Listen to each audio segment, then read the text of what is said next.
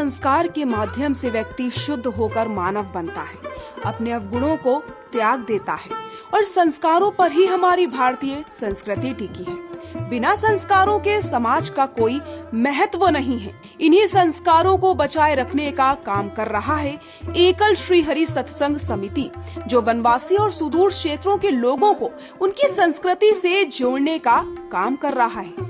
जो लोग नशे के आदी होते हैं, उनके जीवन में बदलाव लाकर उन्हें संस्कारों से जोड़ने का काम एकल कर रहा है।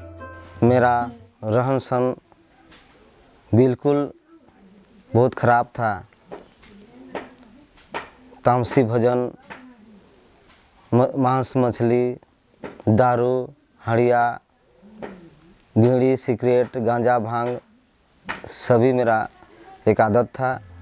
संस्कार, सभ्यता, संस्कृति किसी भी राष्ट्र को उन्नत बनाती है और जब नागरिक भी उसी राह पर चले तो बात ही कुछ और है। घर की दीवारों पर भजन की लाइनें, माथे पर तिलक, धोती कुर्ता पहने जो व्यक्ति आपको दिख रहे हैं, इनका नाम है बुधन सवासी, जिनका रहन सहन कुछ साल पहले ऐसा बिल्कुल नहीं था।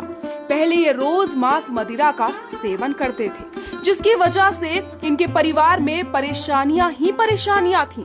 झारखंड के रहने वाले बुधन भी संस्कार के माध्यम से राष्ट्र और समाज सेवा कर रहे हैं। कभी नशे के आदी थे, आज प्रभु की भक्ति में लीन हैं।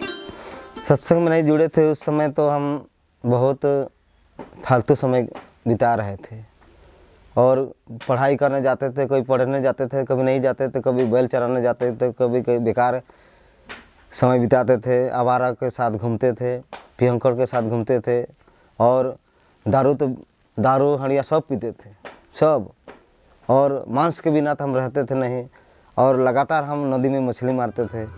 बुधन सवासी अपने जीवन में आए इस अभूतपूर्व बदलाव के लिए एकल को धन्यवाद देते हैं और बताते हैं कि एकल से जुड़ने के बाद उनकी जिंदगी में कैसे बदलाव आए। पहले उनके ग्रामवासी उन्हें हीन भावना से देखते थे, आज वही लोग उनसे सलाह लेने आते हैं और अब वो सबको संस्कृति और सभ्यता का पाठ पढ़ा रहे हैं। जब से संगठन में हमने जुड़ा, कथाकार योजना में हम जुड़े, तब से गांव के लोग भी आदर देते हैं और दूसरा गांव के भी देते हैं। किसी प्रकार का आज तक कोई घर में समस्या, सारा चीज़ मेरा हल हुआ है। अभी तक हॉस्पिटल का मतलब नंबर नहीं आया है, आज भगवान की कृपा से। यही मैं मानता हूँ। आज ये सब देन सब श्री हरि सत्संग समिति एकल अभियान का ये सब देन।